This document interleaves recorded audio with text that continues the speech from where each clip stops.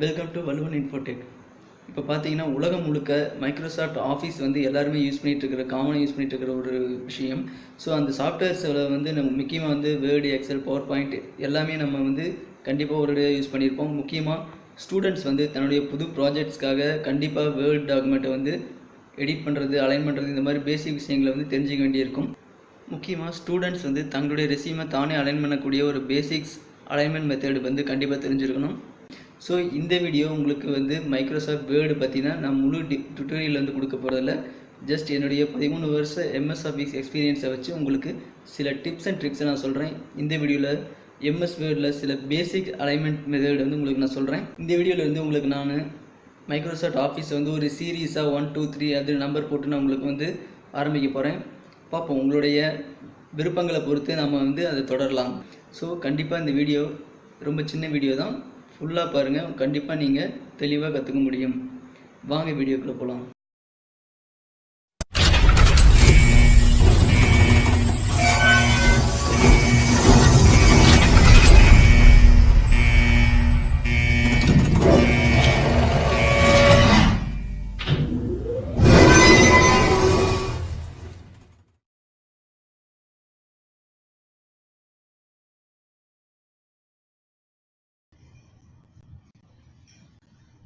இப்போ நம்ம ஃபர்ஸ்ட் ஒரு ரெசியூம் எப்படி நம்ம பார்க்கறது, அலைன் பண்ணுறது அப்படின்றத பார்ப்போம்.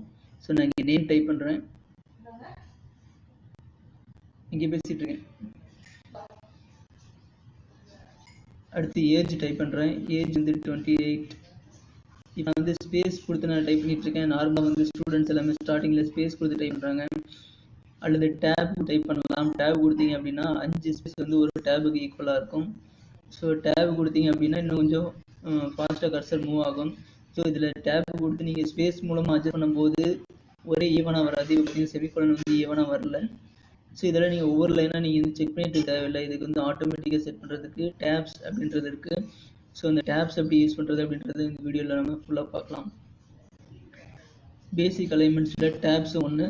ஸோ இந்த டேப்ஸ் நம்ம செட் பண்ணுறது மூலமாக நம்ம அலைன்மெண்ட் வந்து நம்ம இஷ்டத்துக்கு எப்படி வேணாலும் மாற்றிக்க முடியும். ஸோ நம்ம சைஸு சப்போஸ் டாக்குமெண்ட் ஃபுல்லாக எல்லா லெட்டர்ஸையும் சைஸ் பெருசு பண்ணாலுமே அலைன்மெண்ட் வந்து மறுபடியும் மாறாத மாதிரி நம்ம டேப் செட் பண்ணுறது மூலமாக நம்ம ஈஸியாக வந்து எடிட் பண்ண முடியும். ஸோ நீங்கள் சைஸ் நார்மலாக வந்து பெருசு பண்ணிங்க அப்படின்னா ஆட்டோமேட்டிக்காக வந்து அலைன்மெண்ட் மாறும். ஸோ இந்த டேப்பில் நீங்கள் செட் பண்ணிட்டீங்க மாறாது. ஸோ பார்த்தீங்கன்னா மேலே 3வது டேப் அப்படின்ற பட்டன் இருக்குது. இந்த டேப் பட்டன் தான் உங்களுக்கு 5 ஸ்பேஸ் நவுத்தி கொடுக்கும். கர்சரை வந்து 5 ஸ்பேஸ் நவுத்தும். இப்போ நான் வந்து ஸ்பேஸ் விட்டது எல்லாத்தையும் செலக்ட் பண்ணிவிட்டு டேப் கொடுத்து அந்த இடத்துல ஒரு 5 ஸ்பேஸ் டேப் வந்து செட் பண்ணுறேன். ஸோ இப்போ டேப் வந்து ஒவ்வொன்றா செட் பண்ணிகிட்ருக்கேன். இந்த ஸ்பேஸ் வந்து நீங்கள் கொடுத்தீங்க அப்படின்னா அலைன் பண்ணுறது ரொம்ப சிரமம். ஸோ இந்த டேப் கொடுத்தீங்கன்னா ரொம்ப ஈஸி. இதுலேயுமே இந்த டேப் வந்து 5 ஸ்பேஸாக அதை மூவ் ஆகும். அதையும் வந்து இதை விட அட்வான்ஸாக வந்து நம்ம வந்து ரூலர் அப்படின்றது இருக்குது. ரூலர் மேலே நம்ம டேபை கிளிக் பண்ணுறது மூலமாக இப்போ இது பார்த்தீங்கன்னா லெஃப்ட் டேப் இருக்குது.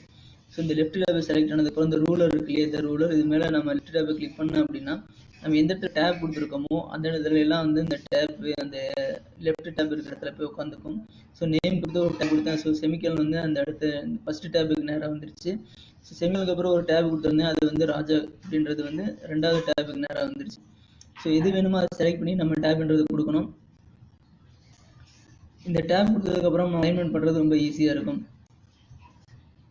பின்னாடி நம்ம சைஸ் பெருசு பண்ணாலும் ஃபாண்ட் சைஸ் பெருசு பண்ணாலுமே இந்த டேப் மூலமாக நம்ம செட் பண்ணியிருந்தோம்னா அலைன்மெண்ட் வந்து கண்டிப்பாக மாறாது.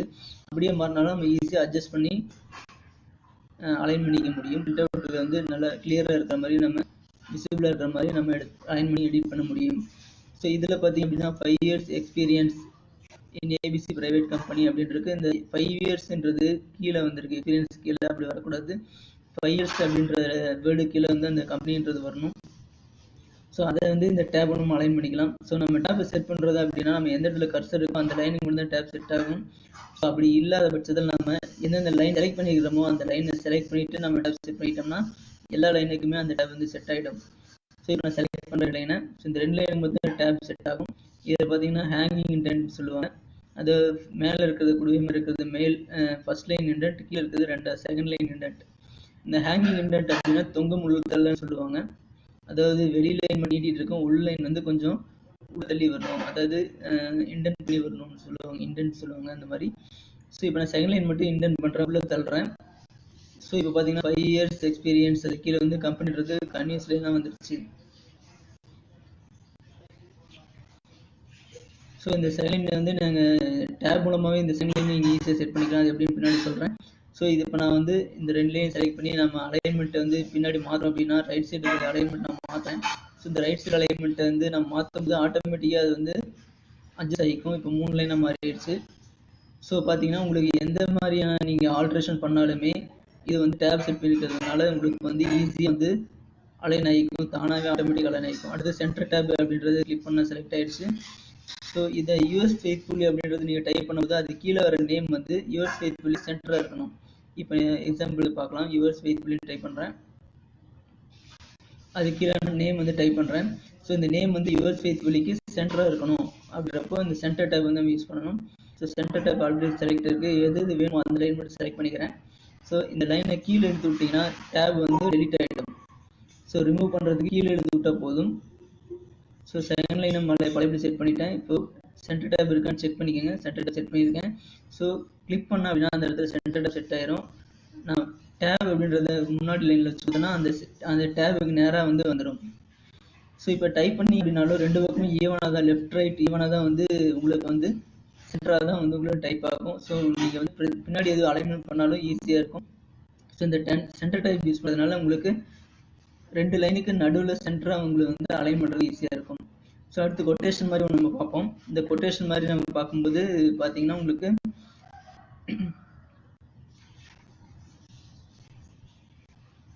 ஸோ இங்கே ஒரு லெஃப்ட் டேப் செட் பண்ணுறேன்.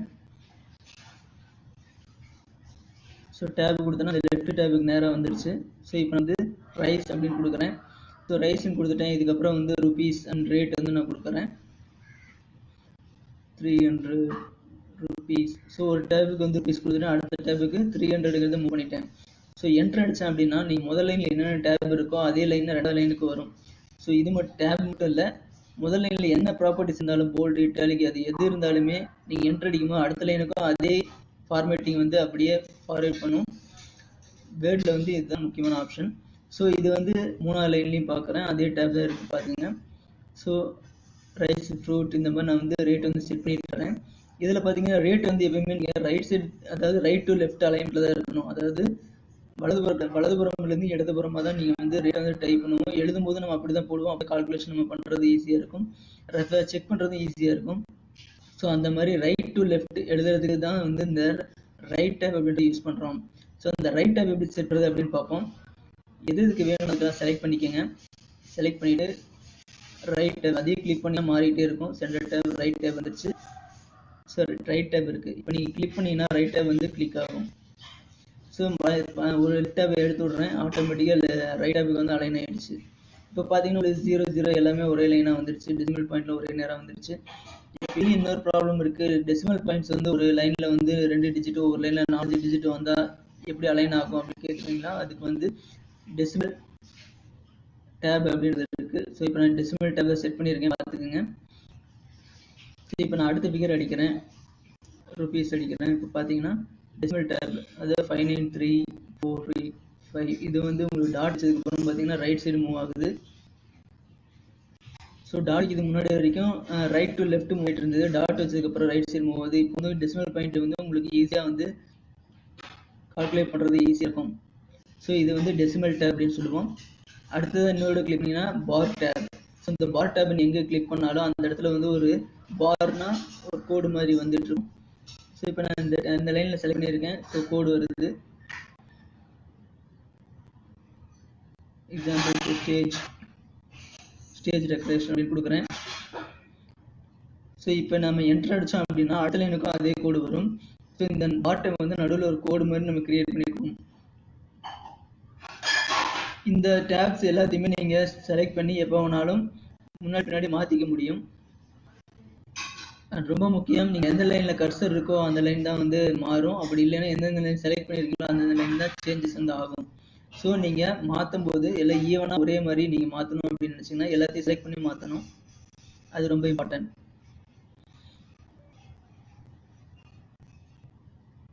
ஸோ இப்போது ஃபர்ஸ்ட் லைன் பார்த்தீங்கன்னா ஃபர்ஸ்ட் லைனோட கிளிக் பண்ண ஃபர்ஸ்ட் லைன்ங்கிறது வந்து நான் ஏற்கனவே சொன்ன மாதிரி இப்போ நீங்கள் எந்த இடத்துல கிளிக் பண்ணுறீங்களோ அந்த இடத்துல தான் லெட்டர் ஸ்டார்ட் ஆகும். அதுதான் ஃபர்ஸ்ட் லைனாக அது கணக்கில் எடுத்துக்கும். ஸோ அதே மாதிரி இன்னொரு பண்ணீங்கன்னா செகண்ட் லைன் ஹேங்கிங் இண்டென்ட் சொன்னேன் இல்லையா, second line.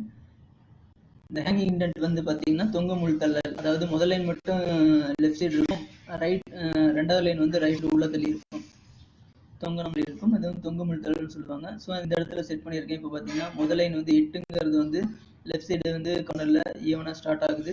And is experience இந்த மாதிரி லெட்டர்ஸ் இப்போ டைப் பண்ணிட்டு இருக்கேன். இந்த லெட்டர்ஸ்லாம் பார்த்தீங்கன்னா உங்களுக்கு கன்னியூஸாக ஒரு 2 லைன் 3 லைன் வரும்போது ஆட்டோமேட்டிக்காக ரெண்டாவது லைன் பார்த்தீங்கன்னா தீஸ் கீழே வரும். ஏன்னா நம்ம ஹேங்கிங் இண்டென்ட் வந்து செட் பண்ணியிருக்கோம். ஸோ அந்த ஹேங்கிங் இண்டென்ட் வந்து அந்த 5 ஸ்பேஸ் அந்த டேபுக்கு நேராக செட் பண்ணியிருக்கிறதுனால ஆட்டோமேட்டிக்காக அது வந்து தீஸ் கீழே தான் அடுத்த லைன் வரும். ஸோ பார்க்கலாம்.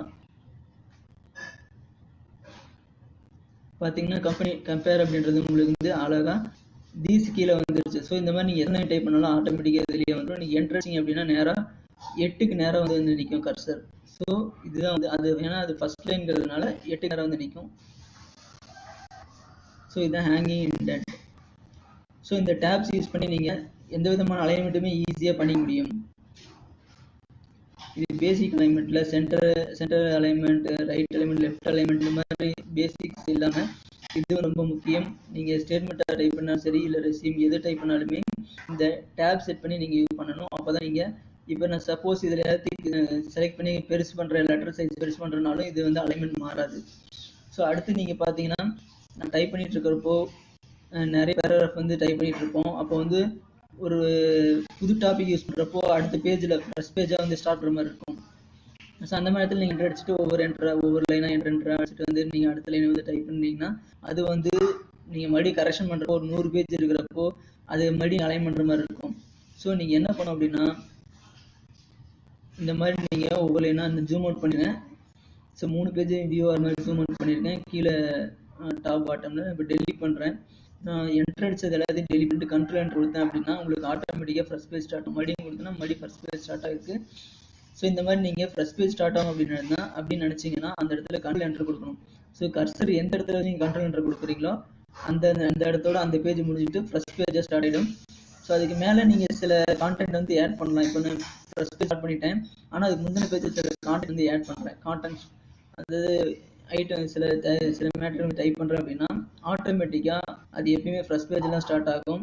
முன்னாடி பேஜ் எத்தனை லைன் நீங்கள் ஆட் பண்ணாலுமே அது வந்து இந்த அடுத்து கண்ட்ரோல் என்ட்ரு கொடுத்தது வந்து ஃபர்ஸ்ட் பேஜ் ஸ்டார்ட் ஆகும்.